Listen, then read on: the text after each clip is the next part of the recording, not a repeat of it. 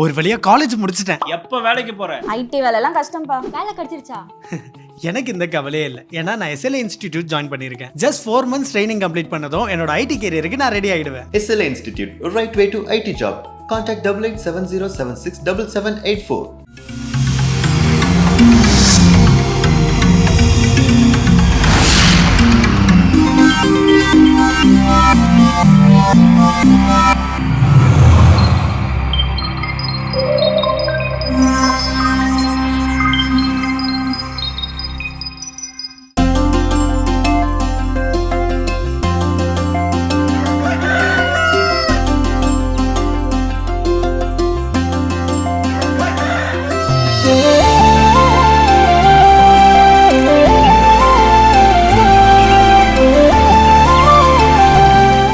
தொலைக்காட்சியின் இனிய உறவுகளுக்கு அன்பு வணக்கம். வணக்கம் ஜோ. வணக்கம் கல்பனா, எப்படி இருக்கிறீங்க? சிறப்பா இருக்கேன், நலமா இருக்கேன். நீங்க எப்படி இருக்கீங்க? எல்லா நாள் போலவே இன்றைய நாள் மகிழ்ச்சி, சிறப்பு, உற்சாகமாக இருக்கிறேன். அந்த உற்சாகத்தோட அந்த கதையை சொல்லுங்கப்பா. சென்னைக்கான கதை என்ன அப்படின்னா, ஒரு எறும்பு கூட்டம் நம்ம பார்த்துருப்போம். அது வாட்டுக்கு சாரையா அதனுடைய வேலைகளை செஞ்சு ஒன்றை பின்ன ஒன்று ஃபாலோ பண்ணி போய் அதனுடைய உணவை சேமிக்கக்கூடிய காலத்துல உணவை சேமிச்சு எப்போ வந்து அதை வந்து அதனுடைய இருப்பிடத்துல இருந்து அதை பகிர்ந்து சாப்பிட்டு அதனுடைய வாழ்நாளை நீட்டித்துக் கொள்ளணும். அது கரெக்டாக அந்த வேலை என்ன பண்ணும், செஞ்சுக்கிட்டே. ஸோ அந்த மாதிரி ஒரு எறும்பு கூட்டம் சாரையா போயிட்டு இருக்கிறப்ப அதுல ஒரே ஒரு குறிப்பிட்ட எறும்பு மட்டும் மற்ற எல்லா எறும்பும் உணவை கொண்டு போய் சேமிச்சு வைக்கக்கூடிய இடத்துல அது அதனுடைய சக்திக்கு தகுந்தாற் போல ஒன்றை தூக்கிட்டு போச்சுன்னா இது என்ன பண்ணுன்னா எக்ஸ்ட்ரா 2 மூணு என்ன பண்ணும், சேர்த்து எடுத்துட்டு போகும். எல்லா எறும்புகளை காட்டிலும் இந்த ஒரு எறும்பு மட்டும் இன்னும் கடினமாகவே என்ன பண்ணும், வேலை செய்யும். ஸோ அதை பத்தி அது கவலைப்பட்டதும் கிடையாது. ஓகே, நம்ம இவங்கெல்லாம் அவங்கவுங்க ஒன்று தான் தூக்கிட்டு போறாங்க, நம்ம 3 நாள் தூக்கிட்டு போறோம் அப்படிங்கிற கவலைப்பட்டதும் கிடையாது. அது நினைச்சு கர்வம் அடைந்ததும் இல்லை.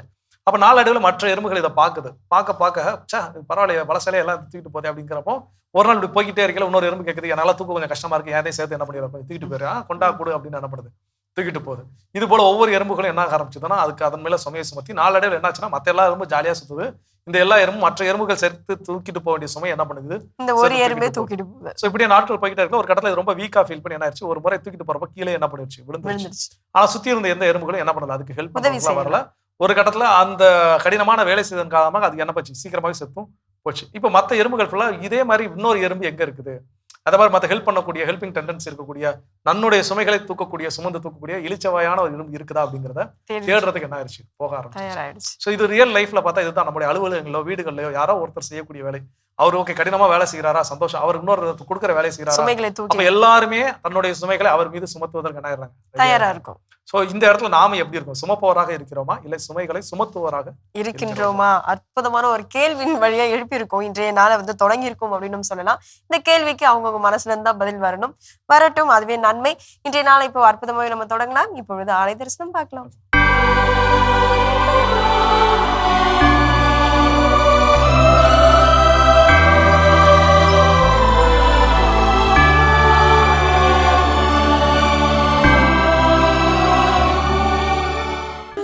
உறவு மலரும் புனித இடம் ஆலயம், உள்ளம் ஒன்று சேரும் இடம் ஆலயம். உறவு மலரும் புனித இடம் ஆலயம், உள்ளம் ஒன்று சேரும் இடம் ஆலயம். உணர்வு பெருகிட உயர்வு அடைந்திட உண்மை வழி செல்லும் வாழ்வும் ஆலயம்.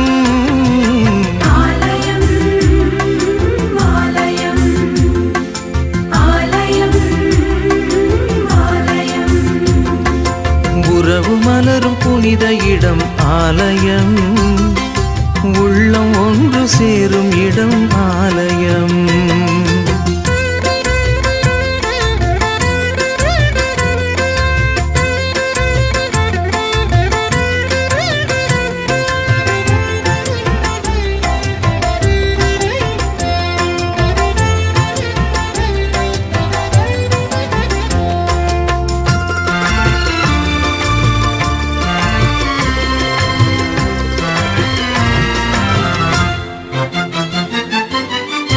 இயற்கை காத்திடும் மாந்தர் வாழிடம்,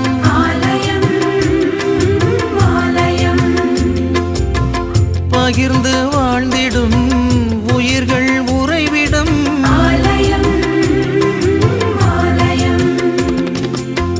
மனிதத்தை உயிரென மதித்திடும் உள்ளங்கள் மானுடர் வாழ்வுக்காய் தனை தரும் சிறப்பான அற்புதமான ஆலய தரிசனம் நம்ம பார்த்துட்டோம். இன்றைய நாள் கண்டிப்பா ஒரு மனுஷனால ஆக்சிஜன் இல்லாம உயிர் வாழ முடியுமா? உயிர் வாழ முடியாது. அதே மாதிரிதான் ஒரு நல்ல மனிதனாக இந்த வாழ்க்கையை நம்ம வாழ்ந்து முடிக்கணும் அப்படின்னா நல்ல எண்ணங்களும் நல்ல சிந்தனைகளும் நமக்குள்ள விதைக்கணும். ஸோ அப்படிப்பட்ட ஒரு நல்ல நல்ல விதைகளை விதைத்துக் கொண்டிருக்கும் நல்ல தலம் தான் நம்முடைய கடல் வணக்கம் தலம். இன்றைய தலத்தில் நாம் என்ன சிந்தனையை சிந்திக்க போகின்றோம்? ஸோ இன்னைக்கான நாள் என்ன அப்படின்னா, உண்மையாகவே நாம் யார் அப்படிங்கிற அந்த கேள்விக்கான விடையை என்ன பண்ண போறோம்? கண்டுபிடிக்க. நீங்க ஜோ, நான் கல்பனா. அது நாம வெளியே நமக்கான வச்ச பேர் ஒருவேளை எனக்கு வேற பேர் வச்சிருந்தாலும் இல்ல உங்களுக்கு உங்க வீட்டுல வேற பேர் வச்சிருந்தாலும் எனக்கு அந்த பேரை சொல்லி தான் என்ன பண்ணிருப்போம், கூப்பிட்டுருப்பாங்க. அவ்வளவுதான். அது வந்து ஒரு பெயர், நமக்கான பேர். ஆனா உண்மையாகவே நான் யார் அப்படின்னா அந்த கேள்விக்கான விடையை நான் தான் என்ன பண்ண முடியும், சொல்ல முடியும். நீங்க யாருன்னு உங்ககிட்ட கேட்டா நீங்க வந்து கல்பனான்னு அவங்க பேரை சொல்லலாம், அங்க அடையாளங்கள் என்ன பண்ணலாம் சொல்லலாமே தவிர நீங்க யார் அப்படிங்கறது என்னால என்ன பண்ண முடியும், டிஃபைன் பண்ண முடியாது. சோ அப்ப நம்ம ஒவ்வொருத்தரும் நாம யார் என்பதை நம்மால் தான் என்ன பண்ண முடியும், கண்டறிய முடியும். சோ அதற்கு சில கேள்விகள், அந்த கேள்விகளுக்கான விடை நாம யார் என்பதை நமக்கு அடையாளப்படுத்தும். சோ அதுல முதல் கேள்வி என்ன கேட்க சொல்றாங்க, நம்ம எல்லாருமே இன்னைக்கு நம்ம ஒவ்வொருத்தர்கிட்டையும் தனிப்பட்ட விதத்துல கேட்க வேண்டும். முதல் கேள்வி என்ன அப்படின்னா, நான் தனிமையில் இருக்கின்ற பொழுது நான் என்ன செய்கிறேன்? அதுதான், யாரும் பார்க்காத தனிமையில் இருக்கின்ற பொழுது நான் என்ன செய்கிறேன். எனக்கு இந்த ஜோகாரி விண்டோ அப்படிங்கிற நான் நிறைய நேரங்களில் நான் சொல்லியிருப்பேன். ஸோ ஒரு மனிதனை அடையாளப்படுத்தக்கூடிய 4 ஜன்னல்கள், 4 பிரிக்கப்பட்ட ஜன்னல். அப்போ முதல் பகுதி இதை பற்றி எனக்கும் எல்லோருக்கும் தெரிந்தது. அதுதான் நீங்க சொன்ன மாதிரி என் பேரு ஜோ, உங்க பேரு கல்பனா அப்படின்னு எனக்கும் தெரியும், எல்லாருக்கும் தெரியும். ஸோ 2வது பகுதி என்னை பற்றி எனக்கு தெரியாமல் மற்றவர்களுக்கு தெரிந்த ஒன்று. சோ அப்போ அது என்னுடைய அம்மா அப்பாக்கு, என்னுடைய நண்பர்களுக்கு நம்ம எவ்வளவு டேலண்டடான ஆளு, நம்ம கிட்ட இருக்கக்கூடிய ஹிடன் டேலண்ட்ஸ் என்ன செய்வோம், நமக்கு தெரியாம இருக்கலாம், அவங்களுக்கு என்ன பண்ணிருக்கும், தெரிஞ்சிருக்கும். 3வது தான் ரொம்ப ரொம்ப முக்கியமானது, அது என்னை பற்றி எனக்கு தெரிந்தது மற்றவர்களுக்கு தெரியாதது. அப்ப அந்த பக்கத்துலதான் இந்த ஒரு கேள்விக்கான விடை என்பது காத்து கொண்டிருக்கிறது. அப்போ நாம வந்து பப்ளிக்ல என்ன ஃபேஸ் காட்டுறோமோ, வெளிப்புற உலகத்திற்கு என்ன முகத்தை நாம் காட்டுகிறோமோ அது நாம் கிடையவே கிடையாது. அந்த தனிமையில இந்த கேள்விக்கான விடை என்னவாக இருக்கிறதோ அதுதான் நாம். அப்போ நான் தனிமையில் இருக்கின்ற பொழுது நான் என்ன செய்கிறேன், அந்த கேள்விக்கான விடை நான் யாருங்கிறத நம்ம ஒவ்வொருவருக்கும் அடையாளப்படுத்தும். அது தெரிஞ்சுக்கிட்டு நம்ம என்ன பண்ணுவோம்? தெரிஞ்சுக்கிட்டு என்ன பண்றதா? இப்போ தனிமையில இருக்கேன்னா நான் இதுவாதான் இருக்கேன் அப்படின்றது ஒரு பதில் நமக்கு கிடைக்கும்ல. அந்த பதில் கிடைச்சதுக்கு அப்புறம் நம்ம என்னவா இருப்போம்? அந்த தனிமையில யார் அப்படிங்கிற அந்த கேள்விக்கான விடை சிம்பிளா ஒரே லைன்ல, நான் நல்லவனா கெட்டவனா, அவ்வளவுதான், சிம்பிள். இதைதான் நம்ம தெரிஞ்சுக்கிறதுக்காக இப்படி ஒரு கேள்விகளை கேட்கணும்ன்றதுதான் நம்மளுடைய புரிதல். தொடர்ந்து இதை பத்தி பேசலாம். இப்ப அடுத்த பகுதி பார்க்கலாம்.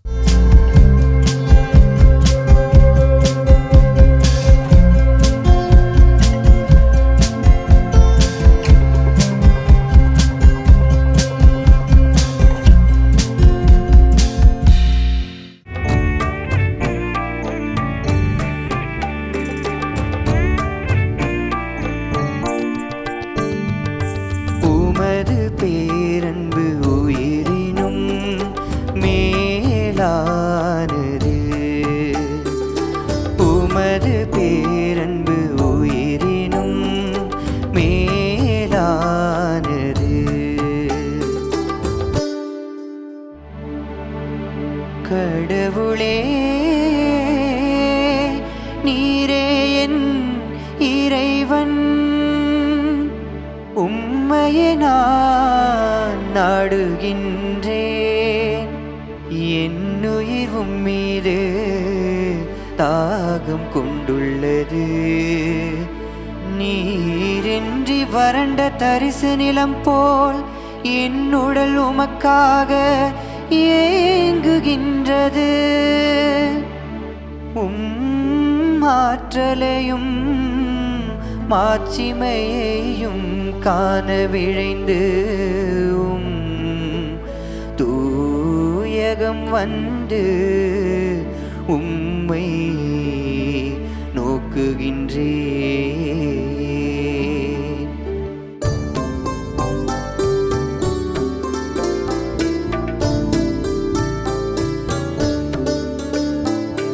உமது பேரன்பு உயிரினும் மேலானது. உமது பேரன்பு உயிரினும் மேலானது. ஆங்கிங்கெனாதபடி எங்கும் பிரகாசமாய் ஆனந்த பூர்த்தியாகி அருளோடு நிறைந்த பரம்பொருள் நம் இறைவன். அந்த இறைவனை அறிந்து கொள்ள, உணர்ந்து கொள்ள, அனுபவித்து பார்க்க இன்று நமக்கு கொடுக்கப்பட்டிருக்கிற இறை வார்த்தை திருப்பாடல் 63. மிக மிக அழகான அருமையான வார்த்தைகளை கொண்டிருக்கிறது இன்றைய திருப்பாடல். ஆம் அன்பார்ந்தவர்களே, கடவுளே நீரே என் இறைவன், உம்மையே நான் நாடுகிறேன். என்னுடைய தேடுதல் நாடுதல் அது வேறு எதுவும் அல்ல, நீர் மாத்திரம்தான். உம்மை மாத்திரமே நான் தேடிக்கொண்டிருக்கிறேன், உம்மை மாத்திரமே நான் நாடி வருகிறேன், வேறு எதுவும் எனக்கு பெரிதல்ல. எவ்வளவு அருமையான வார்த்தையாக இருக்கிறது. அனைத்துக்கும் மேலாக ஆண்டவரை நேசிக்க வேண்டும் என்று சொன்ன அந்த முதல் கட்டளை இருக்கிறது. அதுபோல நம்ம ஆண்டவர் நமக்கு கொடுத்த உன்னதமான மேன்மையான முதன்மையான கட்டளையை இந்த பகுதி சுட்டி காட்டுகிறது. ஆண்டவரே, கடவுளே, என் தேவனே, உம்மையே நான் நாடுகிறேன். எப்படி நாடுகிறேன்? அதுதான் ரொம்ப ரொம்ப முக்கியம். என் உயிர் உம்மீது தாகம் கொண்டுள்ளது. என் உயிர் உம்மீது தாகம் கொண்டுள்ளது. தாகமாக இருக்கிற ஜீவன் எதுவாக இருந்தாலும் அந்த தாகத்தை தீர்த்து கொள்ளது எவ்வளவு ஆர்வமாக இருக்கும். அந்த ஆர்வம் என்னுள் இருக்கிறது. என் உயிர் உம்மீது தாகத்தோடு இருக்கிறது என சொல்லுகிறது. நீரின்றி வறண்ட தரிசு நிலம் போல என் உடல் உமக்காக இயங்குகிறது. என்னது உயிர் மாத்திரமல்ல, என் உடல் கூட உமக்காக நீருக்காக இயங்குகிற நிலம் போல இயங்குகிறது என்று மிக அருமையான உருவகங்களை கொடுத்து இந்த பகுதி சுட்டி காட்டி இருக்கிறது. எதற்காக நான் என் ஆண்டவரை நாடுகிறேன், எதற்காக தேடுகிறேன் என்றால் அவரது ஆற்றலையும் மாட்சியையும் காணுவதற்காக, வேற எதற்காகவும் அல்ல. என்னுடைய சுய லாபத்துக்காக அல்ல. என் கடவுள் எப்படிப்பட்டவர், எவ்வளவு ஆற்றல் வாய்ந்தவராக இருக்கிறார், அவரது மாட்சி எவ்வளவு உயர்வானதாக இருக்கிறது, அதை தேடி நான் உனது தூயகம் வருகிறேன். கடவுளே, நான் ஆலயத்துக்கு வருவது எனது சுய லாபத்துக்காக அல்ல சுவாமி, உம்மை தேடுகிறேன். காரணம், உமது மாட்சி எவ்வளவு உயர்வான, நீர் எவ்வளவு அன்பானவர், நீர் எவ்வளவு மாட்சி நிறைந்தவர், உயர்வானவர். உமது அருமை பெருமைகள் எல்லாம் அறிந்து கொள்ளத்தான் நான் உம்மை அனுதினமும் தேடுகிறேன் என்று இந்த திருப்பாடல் சுட்டி காட்டுகிறதே. இதுபோல நாம் ஆண்டவரை தேடுகிறோமா அல்லது நமது சுய லாபத்துக்காக தேடிக்கொண்டிருக்கிறோமா? சற்று சிந்தித்து பார்ப்போம். அடுத்து, உமது பேரன்பு என் உயிரினும் மேலானதாக இருக்கிறது. பாருங்க, உயிரை விட வேற எதுவும் மேலானதல்ல. ஆனால் இந்த பகுதி சொல்கிறது, உம்முடைய அன்பு எனது உயிரை காட்டிலும் மேலானதாக இருக்கிறது. எவ்வளவு அருமையான வார்த்தை. சரிங்களா? ஆகவே அந்த அன்பு எனக்கு போதும். உயிர் போனாலும் பிரச்சனை அல்ல. உம்முடைய அன்பு கிடைக்குமானால் எனது உயிரையும் நான் துச்சமென கருதுவேன், வேறு எதுவும் அல்ல. இந்த உலகத்துல நாம நமது உயிரைத்தான் பெரிதாக கருதுவோம். ஆனால் இந்த பகுதி சுட்டி காட்டுகிறது, கடவுள் அன்பு கிடைக்குமானால் என் உயிரையே நான் விட்டுவிட தயாராக இருக்கிறேன். அந்த அளவுக்கு அருமையான வார்த்தை. நாம் சொல்ல முடியுமா, கடவுளே உமது அன்புதான் பெரிது என்றும் உமது அன்புக்காக எனது உயிரையும் கொடுப்பேன் என்று சொல்ல முடியுமா? சிந்தித்து பார்ப்போம். அடுத்த வரி, வாழ்க்கை முழுவதும் உம்மை புகழ்ந்த வண்ணமே நான் இருப்பேன். அனுதினமும் என் வாழ்க்கை முழுவதும் ஒவ்வொரு நொடி பொழுதும் உம்மை நான் புகழ்ந்து கொண்டுவே இருப்பேன். வாழ்க்கை என்பது நாளை அல்ல, இன்று, இந்த நொடி பொழுது, இந்த நொடி பொழுது கூட நான் உம்மை நினைத்து கொண்டே இருப்பேன், புகழ்ந்து கொண்டே இருப்பேன். எப்பொழுதெல்லாம் புகழ வேண்டும், எப்பொழுதெல்லாம் நினைக்க வேண்டும் என்றால் பாருங்கள், படுக்கையில் உம்மை நான் நினைப்பேன், ரா விழிப்புகளில் உம்மை சிந்திப்பேன். உறங்குகிறது போல, உறங்குகிற சூழல் வருகிற போது, நான் எப்போதெல்லாம் உறங்கிக் கொண்டிருக்கிறேனோ அப்போது கூட நான் உன்னை சிந்திப்பேன். ரா விழிப்புகளில் நான் தூங்கிக் கொண்டு எழுகிற போது, திடீரென எழுந்தாலும் சரி, எப்போது எழுந்தாலும் சரி, அப்போதும் ஆண்டவரை குறித்து நான் சிந்திப்பேன். பாருங்க, எந்த நேரத்திலெல்லாம் சிந்திக்கணும். நாம் விழித்திருக்கிற போது மாத்திரமல்ல, உறங்கிக் கொண்டிருக்கிற போதும் கூட ஆண்டவரது ஞாபகம் இருக்க வேண்டும் என சுட்டி காட்டுகிறது இந்த திருப்பாடல். அறுசுவை விருந்தில் நிறைவடைவது போல என் உயிர் ஆண்டவரை புகழ்வதிலே நிறைவடைகிறது. சரி, ஆகவே அன்பார்ந்தவர்களே, ஆண்டவரை புகழ்வது நமது கடமை என்பதை மறந்துவிட வேண்டாம். நமக்கு கொடுக்கப்பட்ட உரிமை என்பதையும் நாம் ஒருபோதும் மறந்துவிட வேண்டாம். அப்படி செய்வதனால என்ன நடக்கும்? நான் உம்மை உறுதியாக பற்றிக் கொள்வேன். ஆண்டவரை நான் உறுதியாக பற்றிக் கொள்வேன். அவரது வழக்கை என்னை இறுக பிடித்து உள்ளது. மிக மிக அருமையான வரிகள். நான் ஆண்டவரை இறுக பற்றிக்கொள். அனுதினமும் நான் இறைவனை மாத்திரமே சிந்திக்கிற போது, இறைவனை மாத்திரமே நினைத்து கொண்டிருக்கிற போது, என் சிந்தனை முழுவதும், ஞாபகம் முழுவதும் இறைவனாக இருக்கிற போது, அது எதை சுட்டி காட்டுகிறதா? என் ஆண்டவரை நான் பிடித்திருக்கிறேன், அவர்தான் எனக்கு முக்கியம் என நான் நினைத்து கொண்டிருக்கிறேன். அப்படி நான் நினைத்தேன் என்றால் ஆண்டவர் என்ன செய்வார்? அவர் எனது கையை பிடித்துக் கொள்வார், என் வழக்கையை பிடித்துக் கொள்வார். என் வாழ்க்கை இந்த பாதையிலே போக வேண்டும் என்பதை அவர் தீர்மானிப்பார். சரியான பாதை, தெளிவான பாதை, குறையில்லாத பாதை, ஆபத்து இல்லாத பாதை. அந்த பாதையில் இறைவன் வழி நடத்தி செல்வார். விண்ணகம் நோக்கி எனது பயணத்துக்கு ஆண்டவரது வழக்கை எனக்கு துணையாக இருக்கும். இந்த திருப்பாடல் இவை அனைத்தையும் நமக்கு சுட்டி காட்டுகிறது. ஆகவே தேடுவோம், வாஞ்சையோடு தேடுவோம். கலைமான் நீரோடையை தேடுவது போல நாம் தேடுவோம். ஒவ்வொரு நாளும் ஒவ்வொரு நொடியும் தேடிக்கொண்டே இருப்போம். அனுதினமும் ஆண்டவரை தேடுகிற போது ஆண்டவர் நமக்கு சொந்தமாவார். ஜெபித்துக் கொள்வோம். எங்களை என்னாலும் காத்து பராமரிக்கிற அன்பு இறைவா, கலைமான் நீரோடையை தேடுவது போல நாங்கள் ஒவ்வொரு நாளும் வாஞ்சையோடு உம்மை தேடுகிற மக்களாக மாற எங்களுக்கு உதவி செய்தருளும். எங்களை நீரே ஆசிர்வதித்தருளும். ஜீவனுள்ள நல்ல தகப்பனே, ஆமென். அருமையான தினம் ஒரு திருப்பாடல் பகுதி பார்த்துட்டோம். இன்னைக்கான திருப்பாடலும் கேட்டாச்சு. அதோட நாம இன்னைக்கு பேசிட்டு இருக்கிறோம் கடவுள் வணக்கம் நிகழ்ச்சியில நான் யார் என்பதை எனக்கு அடையாளப்படுத்த நான் என்னிடம் கேட்க வேண்டிய கேள்விகள் அடுத்ததா என்ன? கண்டிப்பா நம்ம இந்த சமுதாயத்துல எவ்வளோ பேர் கூட நம்ம வந்து பழகிட்டு இருக்கோம், எவ்வளோ பேர் வந்து நம்ம பார்த்துட்டு போறோம், எவ்வளோ பேரை கிராஸ் பண்ணிட்டு போறோம் இல்லையா? ஸோ இப்படி ஒரு கேள்வி நம்ம கேட்கும் பொழுது நாம் யார் என்று நமக்கு ஒரு பதில் வரும். என்ன கேள்வி அப்படின்னு பாத்தீங்கன்னா, மற்றவர்களால் எனக்கு அவர்களால வந்து எந்த பயனும் கிடையாது, அவர்களால எனக்கு எந்த உதவியும் வரப்போவதும் இல்லை. ஸோ அப்படிப்பட்ட ஒரு மனுஷன் என் கூட இருக்காங்க அப்படின்றப்போ அந்த அவங்கள நான் எப்படி ட்ரீட் பண்ண போறேன். ஸோ அந்த ட்ரீட் அந்த பண்ற அந்த விதத்துல நான் யாரு அப்படின்றது எனக்கு தெரிய வரும். அப்ப அப்படிப்பட்ட ஒரு கேள்வி, நான் அப்படிப்பட்ட மனிதர்களை நான் எப்படி வந்து கையாள போகிறேன். அதாவது நம்ம சில நேரங்கள்ல சமூக வலைதளங்கள்ல உதவி செய்வது போன்ற சில வீடியோக்கள் எல்லாம் பார்த்திருப்போம்.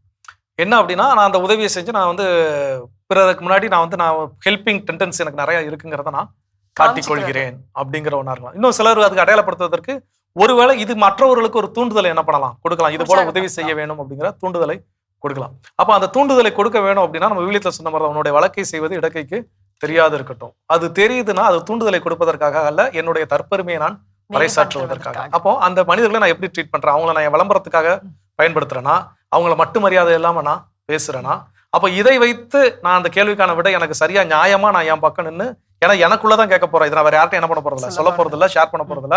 அப்ப எனக்கு நான் உண்மையா இருந்தேன்னா அந்த உண்மையான விடையை நான் கண்டறிகின்ற பொழுது நான் ஒரு விளம்பர பிரியனா, இல்ல நான் வந்து ஒரு சுயநலவாதியா, இல்ல நான் மற்றவர்களை மரியாதை குறைவாக நடத்துபவனா, இப்படிங்கிற ஏதாவது ஒரு கேள்விக்கு என்ன பதில் கிடைக்கும். ஒருவேளை இந்த மூணுமே இல்லை, இந்த கேட்டகரியில இல்ல, பட் நான் எல்லாரையும் ஒண்ணு போலதான் நான் ட்ரீட் பண்றேன் அப்படின்னு சொல்லிட்டீங்கன்னா நாம் ஒரு நல்ல வாழ்க்கையை வாழ்ந்து கொண்டிருக்கின்றோம்.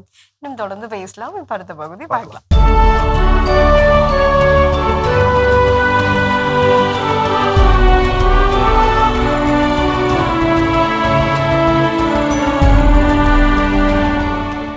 ஜூலை 28 புனித அல்போன்சா. இந்திய திருநாட்டில் கேரளாவின் கோட்டயத்திற்கு அருகிலுள்ள குடமாளூர் கிராமத்தில் வாழ்ந்த ஜோசப் முட்டத்து பாடத்து மரியம்மா பெற்றோருக்கு கிபி 1910ஆம் ஆண்டு ஆகஸ்ட் மாதம் 19ஆம் நாள் பிறந்தார் அல்போன்சா. தான் பிறந்த 3ஆம் மாதத்தில் தன் தாயாரை இழந்த அல்போன்சா தன் பெரியம்மாவின் குடும்பத்தினரால் அன்போடு வளர்க்கப்பட்டார். அன்னக்குட்டி என்று செல்லமாக அழைக்கப்பட்ட இவர் 1917ஆம் ஆண்டு நவம்பர் 27ஆம் நாள் தன் 7வது வயதில் நற்கருணை பெற்று ஆண்டவரை முதலில் சுவைத்தார். தன் தொடக்க கல்வியினை தென்னான்குழி அரசு பள்ளியில் படித்த அல்போன்சா கல்வியிலும் இறைபக்தியிலும் சிறந்து விளங்கினார்.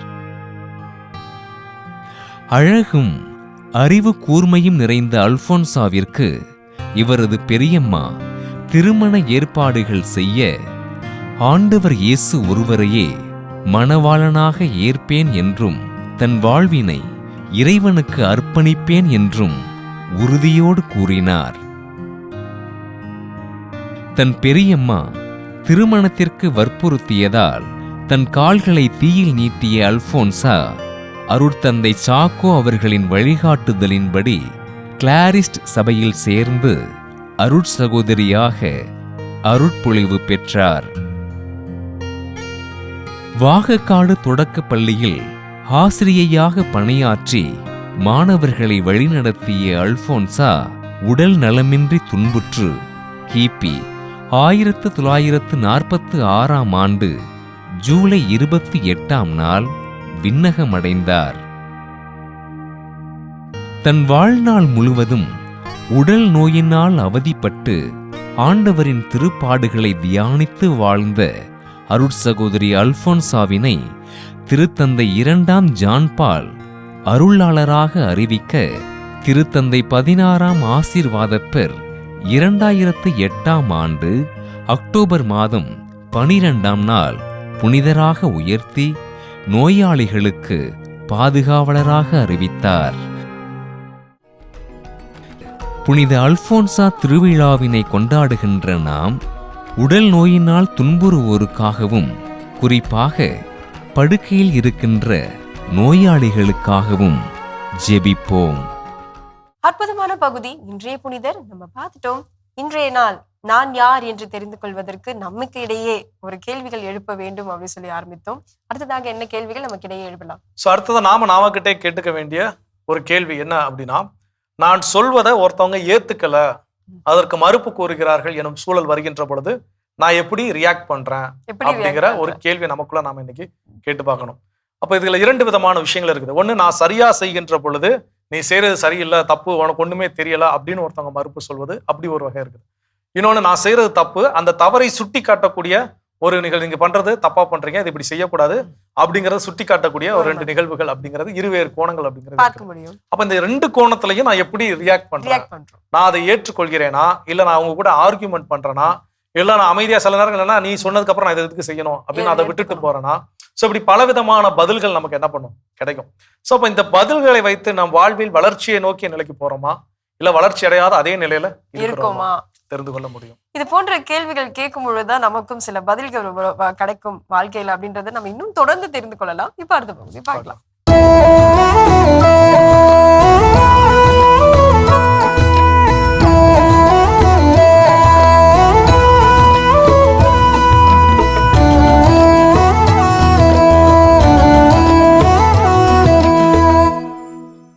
ஒரு ஊர்ல ஒரு தாத்தா, வேற யாரும் இல்ல, எங்க தாத்தா தான். கைன்னு எல்லாம் சேர்ந்து பேர பிள்ளைகள்லாம் சேர்ந்து போய் உட்காந்து கதை சொல்லுங்கன்னு கேட்போம். அப்ப அவர் சொன்ன கதை தான் இருந்தது, பராக்கிரம கதை. யானையத்தண்டி பெருங்காயம் போட்டு கீரையை கடைஞ்சு தின்னுவாரு அந்த ராசா. அப்பேற்பட்டவர் அந்த ராசா. அவங்க வீட்டு அரிசி களையிற தண்ணிய வச்சு 1000 ஏக்கர் பாய்ச்சுவாரு இந்த ராசா. அம்பூட்டு பெரிய பராக்கிரமமானவர் இந்த ராசா. அந்த ராசாவோட மகளுக்கும் இந்த ராசாவோட மகனுக்கு கல்யாணம் ஏற்பாடாச்சு. கல்யாணம்னா கல்யாணம், எப்பேற்பட்ட கல்யாணம், சும்மாவா? அந்த கல்யாணத்துக்கு 100 வண்டிகளை பூட்டி விறகு பொறுக்க கிளம்புனாங்க. மலைக்காட்டு வழியா போய்கிட்டே இருந்தாங்க. வழியில அவங்க ஒரு சம்சாரிய சந்திச்சாங்க. இந்த பக்கமா 100 வண்டி விறகு எங்க கிடைக்கும் அப்படின்னு கேட்டாங்க. அதுக்கு அவர் அசால்ட்டா சொன்னாரு, 100 வண்டி விறகு தானே, என்னோட புஞ்ச நிலத்துக்கு போங்க. நேத்து உழவு நடந்த இடத்துல மாட்டை அடிச்சு ஓட்டுன சாட்டை குச்சிகள்லாம் ஆங்காங்கே ஒடிஞ்சு கிடிஞ்சு செதறி கிடக்கும். 100 வண்டியை நிறைய அதை ஏத்திட்டு போங்க. அப்படியா? உழவு மாட்டை அடிச்சு ஓட்டுன சாட்டை குச்சிகளே 100 வண்டி இருக்குமா அப்படின்னு ஆச்சரியப்பட்டுக்கிட்டே போனாங்க. 100 வண்டிகை நிறைய சாட்டை குச்சிகளை ஏத்திட்டு கிளம்புனாங்க. வழியில ஒரு பெரிய ஆறு குறுக்கால போச்சு. கடந்து போக முடியல. வண்டிகள்லாம் வசமா மாட்டிக்கிடுச்சு. வெள்ளம் வேற வந்துகிட்டு இருந்தது, கூடிக்கிட்டே போச்சு. என்ன செய்ய? உடனே பக்கத்து ஊர்ல ஒருத்தர்கிட்ட போய் விஷயத்தை சொல்லி உதவி கேட்டாங்க. அவரு உடனே ஆளுகளை கூப்பிட்டுக்கிட்டு கிளம்பி போய் முந்தின நாள் வேலைக்காரங்க எல்லாரும் சாப்பிட்டு மிச்சம் வச்ச களிச்சோத்தை எல்லாம் வலிச்சு எடுத்து ஆத்துக்கு அணை போட்டு அவங்கள அப்படியே காப்பாத்தி விட்டாரு. அவருக்கு நன்றி சொல்லிவிட்டு இவங்க கிளம்பி போயிட்டாங்க. ஆனா அந்த களிச்சோத்து அணை அப்படியே கிடந்துச்சு. தண்ணி வடிய வடிய பாசனத்துக்கு அது முட்டுக்கட்டையா இருந்துச்சு. என்ன செய்யறதுன்னு அந்த பக்கத்து விவசாயிக மலைச்சு போய் நின்னாங்க. அந்த நேரம் பார்த்து வழிபோக்கேன் ஒருத்தன் அந்த பக்கமா வந்தான். அவங்கிட்ட அந்த விஷயத்த விவசாயிக சொன்னாங்க. அவன் அசால்ட்டா ஆணை போட்டான் வேலைக்காரனுகிட்ட, டேய், நம்ம மச்சு வீட்டு பூனைகளை எல்லாம் கட்டி வச்சுட்டு குச்சு வீட்டு பூனைகளை மட்டும் அவுத்து விடுங்கடா. அவுத்து விட்டதுதான் தாம்சம். அதுக்கெல்லாம் ஓடி வந்து களிச்சோத்து அணைய அரை வயிற்றுக்கு தின்னு விட்டு அரை வயிறா திரும்பி போய் படுத்துக்கிடுச்சுங்க. சரி, அப்புறம் அந்த 100 விறகு வண்டிகளுக்கு என்னாச்சு?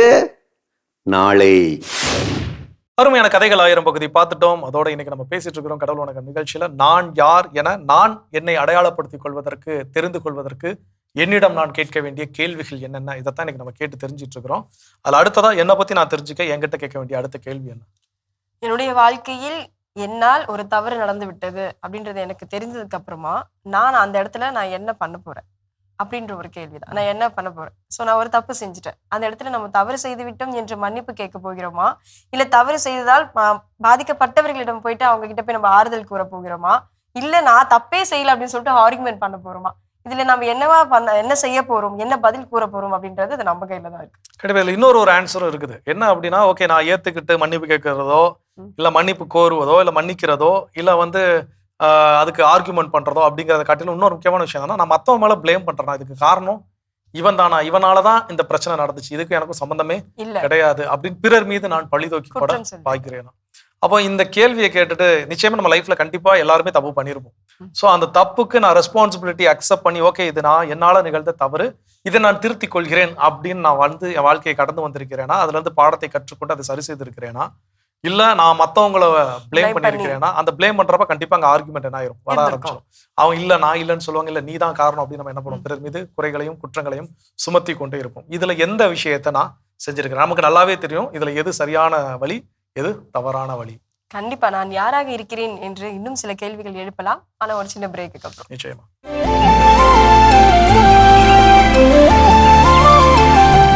நிகழ்ச்சிக்குள் உங்களை மீண்டும் வரவேற்கிறோம். நீங்கள் பார்த்து கொண்டிருப்பது மாதா தொலைக்காட்சியின் கடவுள் வணக்கம். ஜோ, நாம் யாராக இருக்கின்றோம், சில கேள்விகளின் வழியாக அதை தெரிந்து கொள்ளலாம் அப்படின்னு சொல்லி நம்ம பேசிட்டு இருக்கோம். அடுத்ததாக என்ன கேள்வி எழுப்ப போறோம்? ஸோ அடுத்ததான் நாம எப்படி இருக்கிறோம், நாம யாரா இருக்கிறோம் அப்படின்னு நாம தெரிஞ்சுக்கிறதுக்கு நம்ம கிட்ட கேட்க வேண்டிய கேள்வி, பிறருடைய வெற்றியை கண்டு நாம் உண்மையாகவே மனமகிழ்கிறோமா? ரொம்ப கஷ்டம்தான். ஒருவேளை அப்படி பதில் கிடைச்சிச்சு அப்படின்னா நிச்சயமா நாம் நம்முடைய வாழ்க்கையை சீர்தூக்கி பார்ப்பதற்கு கடமைப்பட்டு இருக்கிறோம். ஏன்னா நம்முடைய வாழ்க்கை கரெக்டான டைரக்ஷன்ல போகலாம். அது குறிப்பா என்னன்னா, பிறருடைய வெற்றி அப்படிங்கிறப்போ எனக்கு பிடிக்காத ஒருத்தன் ஜெயிச்சிட்டான், நான் வெறுக்கக்கூடிய ஒருத்தன் ஜெயிச்சிட்டான், வெறுக்கக்கூடிய ஒருத்தன் வெற்றி என்ன பண்றான், கொண்டாடுறான் அப்படின்னா, அந்த கொண்டாட்டத்தை என்னால் ஏற்றுக்கொண்டு நானும் அதனால் மன மகிழ்ச்சி அடைய முடிகிறதா அப்படின்னா நிச்சயமா அதுல எல்லாம் போறோம், எல்லாருமே விழுந்து விடுகின்றோம். எல்லாருமே ஐயோ அவனுக்கு போய் இது கிடைச்சிருக்கு, அவனுக்கு போய் ப்ரொமோஷன் கிடைச்சிருக்கு, அவனுக்கு போய் இப்படிப்பட்ட ஒரு வாழ்க்கை கிடைச்சிருக்குதா, அவனுக்கு போய் இப்படிப்பட்ட ஒரு மனைவி கிடைச்சிருக்குதா. ஸோ இப்படி எவ்வளோ விஷயங்கள் நம்ம என்ன பண்றோம், பொறாமையின் பேர்ல என்ன பண்றோம், நாம் கொண்டு போயிட்டு இருக்கோம். ஸோ அதை நாம செய்தோம், அதுதான் எனக்கான பதிலா கிடைச்சது அப்படின்னா நிச்சயமா நம்முடைய வாழ்க்கை திருத்தப்பட வேண்டிய ஒன்றுதான் அப்படின்றத தெரிந்து கொள்ளலாம். தொடர்ந்து பேசுவோம் ஜோய், அடுத்த பகுதி பார்க்கலாம்.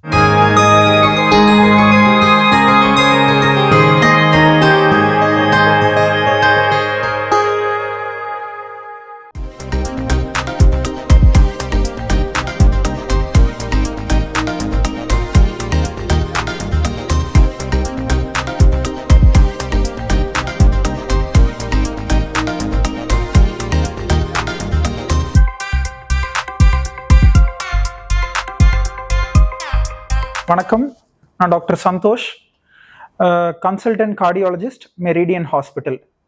ஸோ இன்றைக்கி உங்ககிட்ட நான் என்ன பேசணும்னு நினைக்கிறேன் அப்படின்னா, heart attack in young adults. So ட்ரெடிஷ்னலாக நம்ம என்ன யோசிப்போம் அப்படின்னா, ஒரு ஹார்ட் அட்டாக் அப்படின்னா ஒரு 60 வயசு ஆகணும்ப்பா, அவங்களுக்கு ஒரு சுகர் ஒரு 20 வருஷமாக இருக்கணும், பிபி இருக்கும், சிகரெட்டு பழக்கம், தண்ணி பழக்கம், இந்த மாதிரிலாம் இருக்கும், இவங்களுக்கு தான் ஹார்ட் அட்டாக் வரும், மற்ற எல்லாருக்குமே ஹார்ட் அட்டாக் வராது, மற்றவங்கெல்லாம் இந்த ப்ராப்ளமாக அவங்க லைஃப்பில் ஃபேஸ் பண்ணவே மாட்டாங்க அப்படின்னு நினைப்பாங்க. ஆனால் அதெல்லாம் 10 வருஷம் முன்னாடியே மாறிடுச்சு. ஸோ இப்போ நம்ம கரண்ட் ஸ்டேட்டஸ் பார்க்குறோம் அப்படின்னா, 45 இயர்ஸ் கீழே, 30 இயர்ஸில், 28 இயர்ஸில், 25 இயர்ஸ்லலாம் ஹார்ட் அட்டாக் வரதை கண்கூடா பார்க்குறோம் எங்களோட டே டு டே ப்ராக்டிஸில். ஏன் அப்படி வருது? அதுக்கு ஏதாவது ரீசன் இருக்கா? இந்த கொஞ்ச நாள், இந்த 10-20 வருஷத்துல என்ன மாறுச்சு, எதனால இந்த அளவுக்கு ரேம்பண்டா ஹார்ட் டிசீசஸ் வருது அப்படின்றத பத்தி நம்ம பிரீஃபா இந்த வீடியோல பார்த்துடலாம். சுகர் லாங் ஸ்டாண்டிங்கா ஒரு 5 இயர்ஸ்க்கு மேலே இருக்கு, சுகர் சரியா டேப்லெட் போடலை, சுகர் கண்ட்ரோல்ல இல்லை, சுகர் ரொம்ப ஜாஸ்தியா இருக்கு, அப்போ என்ன ஆகும் அப்படின்னா ஹார்ட்டுக்கு போகிற பிளட் வெசல்ஸில் பாதிப்பு வரும், கண்டிப்பாக பாதிப்பு வரும். ஸோ அதில் கால்சியம் படிமானம் வரதுக்கான வாய்ப்பு ஜாஸ்தி, அந்த இரத்த குழாய் சுருக்கமாகறதுக்கான வாய்ப்பு ஜாஸ்தி, உள்ள கொலஸ்ட்ரால் படிமானம் ஆகிறதுக்கான வாய்ப்பு ஜாஸ்தி. ஏன்னா சுகர் பேஷண்ட்ஸ் எல்லாருக்குமே கொலஸ்ட்ராலும் ஜாஸ்தியாக தான் இருக்கும், 99% ஜாஸ்தியாக தான் இருக்கும். ஸோ இந்த பாதிப்பெல்லாம்னால அவங்களுக்கு ரத்த ஓட்டம், ஹார்ட்டுக்கு போகிற ரத்த ஓட்டம் கம்மியாகும்.